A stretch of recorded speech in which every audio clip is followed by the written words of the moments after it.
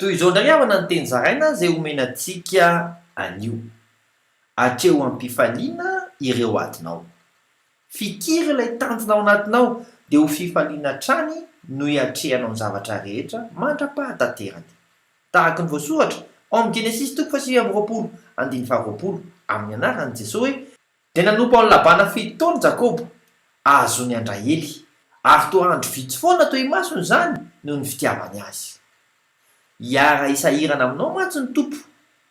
ahako ny voasoratra ao amin'ny Isaia toko 4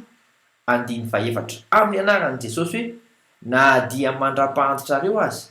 de tsy miova ao ary mandra-pahafotsy volonareo de izao ihany no isahirana mitondra anareo izao no nanao ka izao ihany no hitrotro eny izao no hitondra sy hanafaka matoky vavaka isika ray eo mino ampifalianao fa ho tanteraka amin'ny fotoanany ireo faniriana tsara atao anatiko amin'ny anaran'i Jesosy Kristy velona avy any Nazareta amen. Mandram-peona tompoko.